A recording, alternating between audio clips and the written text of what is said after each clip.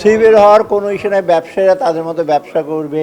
Bank, Bangladesh bank already বলেছে কোন কোন কোন কোন দিন ব্যাংক খোলা থাকবে এবং হাটে, গরুর হাটে কীভাবে তার প্রভিশন ইস্যু করবে। আমার তো এরকম এরকম হলিডে পৃথিবীর অন্যান্য যে আরও বেশি হলিডে থাকে, ক্রিসমাসের সময় ওদের 20-25 দিন হলিডে থাকে। নেপালে আপনার দুর্গাপুজোর সময় 1 মাস হলিডে থাকে, দেশ চলে না। অতএব চলবে, কোনো রকম বিরূপ করে। আর ইতিমধ্যে আমরা বাজেট তো দিয়ে দিয়েছি, বাজেটের মোটামুটি আমাদের যে কর্মপন্থা কী কী হবে সেগুলো এটাতে কাজ চলবে।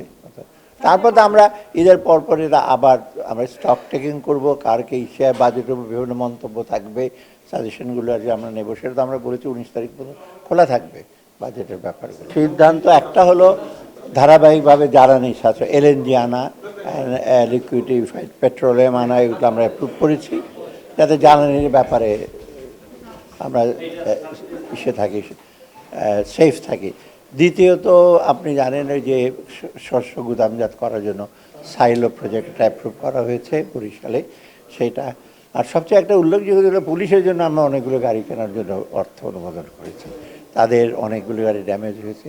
আর পুলিশের জন্য একটা বিশেষ একটা জায়গা আমরা বলেছি, ঢাকার অদূরে, ঢাকার কাছাকাছি তারা হাউজিং বা একটা কমপ্লেক্স করবে, সেটা আমরা বলেছি সে উনি প্রপোজাল দিলে সেই জায়গাটা তাকে অ্যালট করব।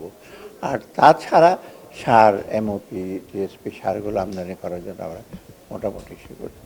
আর কিছু আছে আপনার নৌ পরিবহন মন্ত্রণালয়, কিছু আপনার লাইট হাউস আছে বিভিন্ন জায়গায়, এই চর কুকরি মুকরি বিভিন্ন জায়গায় লাইট হাউসগুলো, সেগুলো আমরা অ্যাপ্রুভ করেছি।